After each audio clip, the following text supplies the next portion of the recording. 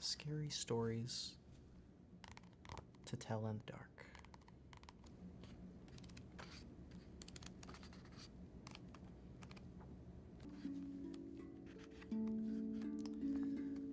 Hi there. Welcome to Tongue Drum Journey. My name's Austin, and I'm here to help you relax today.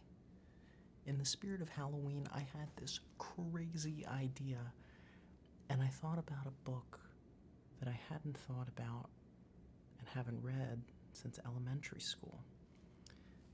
And that is Scary Stories to Tell in the Dark. This is an absolutely crazy book. It used to give me nightmares as a kid, but I kind of liked it too. Maybe I'm weird. Did you ever read this book? Did you ever read Scary Stories? Have you ever heard of it before? There's some really spooky illustrations in this book to go along with the short stories as well.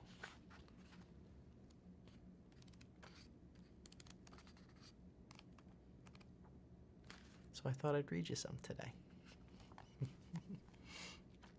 Just a couple of them.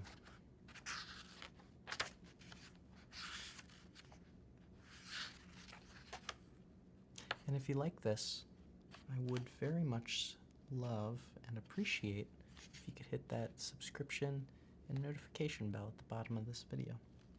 And let me know if you like this so I can keep reading and do more of this again. I find what works best for me before we start getting reading to kind of focus in is some subtle background music. So I've invited this devilishly handsome gentleman here to play the Rav Vast steel tongue drum quietly while I read. So hopefully you don't mind, and hopefully you find this experience very relaxing for you.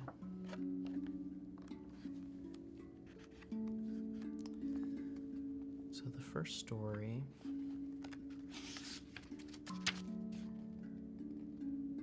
that I'm going to read today is called Hoo-Ha's. Hopefully it's not too scary. That is a pretty creepy picture, though. Definitely. Do you like horror movies, by the way? I love horror movies. Maybe it's inspired by this book, I don't know.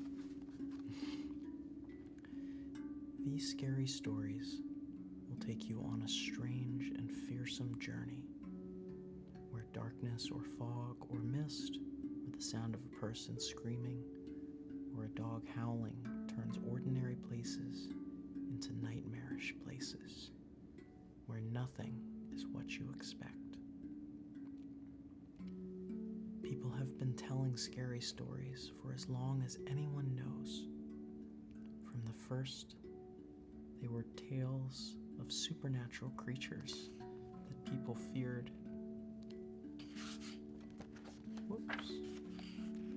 That people feared would harm them. Boogeymen, monsters, demons, ghosts, and evil spirits lurking in the dark, waiting for a chance to strike. We still tell stories about creatures we fear, but not all of them are about boogeyman and demons. Quite a few are about living people. You'll meet some of them: a fat and jolly butcher, a friendly girl who plays a drum, much like this drum, a neighbor, and others who, at best, are not to be trusted. I wonder what that means. Scary stories of this kind often have a serious purpose. They may warn young people of dangers that await them when they set out the world on their own. But for the most part, we tell scary stories to have fun. We turn out the lights, or we leave just a candle burning.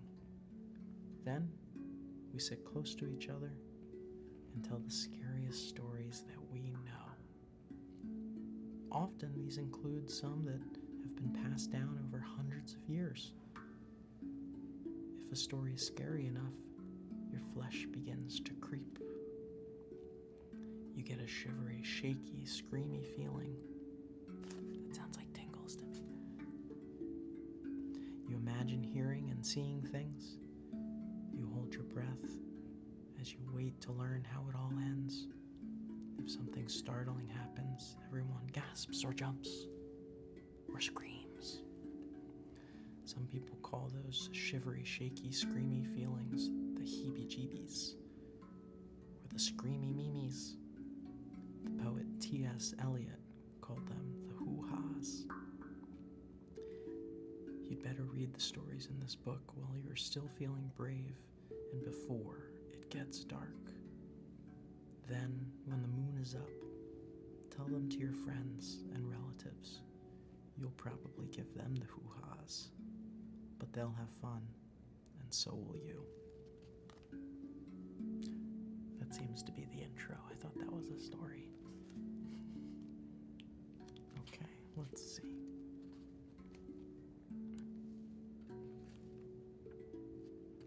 Okay, so I'm gonna assume that this is our first one, and it's called Something Was Wrong. What could it be? Let's find out. One morning, John Sullivan found himself walking along a street downtown. He could not explain what he was doing there, or how he got there, or where he had been earlier. He didn't even know what time it was. He saw a woman walking toward him and stopped her. "I'm afraid I forgot my watch," he said, and smiled. "Can you tell me the time?" When she saw him, she screamed and ran. Then John Sullivan noticed that other people were afraid of him. When they saw him coming, they flattened themselves against a building or ran across the street out of his way. There must be something wrong with me, John Sullivan thought. I'd better go home. He hailed a taxi, but the driver took one look and sped away. John Sullivan did not understand what was going on, and it scared him. Maybe somebody at home can come and get me, he thought. He found a telephone and called his wife, but a voice he did not recognize answered. "Is Miss Sullivan there?" he asked. "No, she's at his funeral," the voice said. "Mr. Sullivan was killed yesterday in an accident downtown." John's a ghost. Ooh.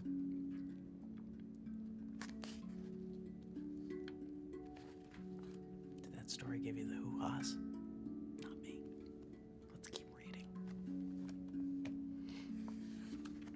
This next one is called The Wreck. The illustrations in this book are very cool. Hopefully you can see that from there. This is, it just looks like a forest with maybe a house in the background. Maybe it's on fire. I can't really tell. It's kind of hard to see, but let's find out. Let's read. Fred and Jean went to the same high school, but they met for the first time at the Christmas dance. Fred had come by himself, and so had Jean.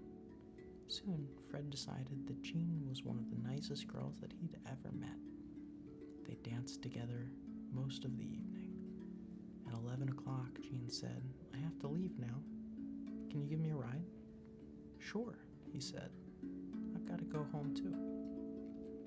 "I accidentally drove my car into a tree on the way over here," Jean said. "I guess I wasn't paying attention." "I guess so, if you hit a tree." Fred drove her to the head of Brady Road. It was in a neighborhood he didn't know very well. "Why don't you drop me off here?" Jean said. "Road up ahead is in really bad condition. I can walk from here." Fred stopped the car and held out some tinsel. "Have some," he said. "I got it at the dance." "Thank you," she said. I'll put it in my hair. And she did. Would you like to go out sometime to a movie or something? Fred asked. That would be fun, Jean said. After Fred drove off, he realized that he did not know Jean's last name or telephone number. I'll go back, he thought. The road can't be that bad. He drove slowly down Brady Road, through a thick woods, but there wasn't a sign of Jean. As he came around the curve, he saw the wreckage of a car ahead. It had crashed into a tree and had caught fire. Smoke was still rising from it. As Fred made his way to the car, he could see someone trapped inside, crushed against the steering column. It was Jean. In her hair was the Christmas tinsel he had given her. I guess Jean was also a ghost. There's a lot of ghosts in this book. Let's skip ahead a little bit. Oh, I found the drum.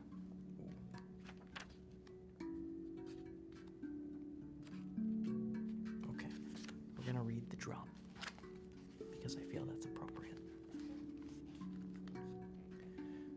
Once there were two sisters. Dolores was 7 and Sandra was 5. They lived in a small house in the country with their mother and their baby brother, Arthur. Their father was a seaman and was away on a long voyage.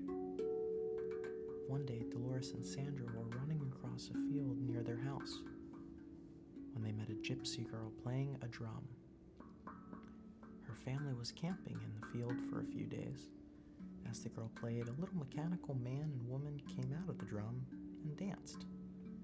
Dolores and Sandra had never seen such a drum, and they begged the girl to give it to them. She looked at them and laughed. I will give it to you, she said, but only if you are really bad. Come back tomorrow and tell me how bad you were, and I will see. As soon as the two sisters got home, they started shouting, which was against the rules in their house. Then they wrote all over the walls with their crayons. At supper, they spilled their food, and when it was time for bed, they wouldn't go. They did everything they could think of to upset their mother. They were really bad. Early the next morning, they hurried off to find the gypsy girl. We were really bad yesterday, they said. So please give us the drum. But when they told her what they had done, the gypsy girl laughed. Oh, you must be much worse than that if I'm going to give you the drum, she said. As soon as Dolores and Sandra got home, they pulled up all of the flowers in the garden. They let the pig out and chased it away. They tore their clothes. They sloshed in the mud. They were a lot worse than the day before. If you do not stop, their mother said, I will go away and take Arthur with me, and you will get a new mother with glass eyes and a wooden tail. Well, that sounds interesting. That's terrible. That scared Dolores and Sandra. They loved their mother, and they loved Arthur. They could not imagine being without them, and they began to cry. I don't want to leave you, their mother said, but unless you change your behavior, I will have to leave you. We'll be good, the girls promised, yet they did not really believe that their mother would go away. She's just trying to scare us, Dolores said later. We'll get the drum tomorrow, said Sandra. Then we'll be good again. Early the next morning, they rushed off to find the gypsy girl. When they found her, she was playing the drum again, and the little man and woman were dancing. They told the gypsy girl how bad they had been the day before. That must be bad enough to get the drum, they said. Oh no, said the gypsy girl. You must be much worse than that. But we promised our mother to be good from now on, said the girls. If you really want the drum, said the gypsy girl, you must be much worse. It's only for one more day, Dolores told Sandra. Then we will have the drum. I hope you're right, Sandra said. As soon as they got home, they beat the dog with the stick. Oh, that's terrible. Why would you write that? They broke the dishes. They tore their clothes to pieces. They spanked their baby brother, Arthur. Their mother began to cry. "You are not keeping your promise," she said. "We will be good," said Dolores. "We promise," said Sandra. "I can't wait much longer," said their mother. "Please try." Early the next morning, before their mother was awake, Dolores and Sandra ran to see the gypsy girl. They told her all of the bad things that they had done the day before. "We were horrid," said Sandra. "We were worse than we had ever been," said Dolores. "Can we have the drum now, please?" "No," said the gypsy girl. "I never meant to give it to you. It was just a game we were playing. I thought you knew that." Dolores and Sandra began to cry. They rushed home as quickly as they could, but their mother and Arthur were gone. "They're out shopping," said Dolores. "They'll be back soon." But they were still not back when time came for lunch. Dolores and Sandra felt lonely and scared. They wandered through the fields for the rest of the day. "Maybe they will be home when we get home," said Dolores. When they got home, they saw through the window that the lamps were lit and there was a fire in the fireplace, but they did not see their mother and Arthur. Instead, there was their new mother, her glass eyes glistening, her wooden tails thumping on the floor.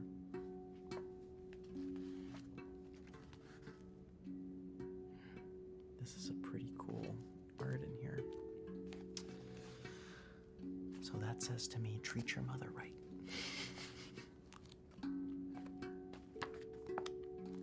I hope you enjoyed this so far. Hey, did you find this relaxing? I really hope you did.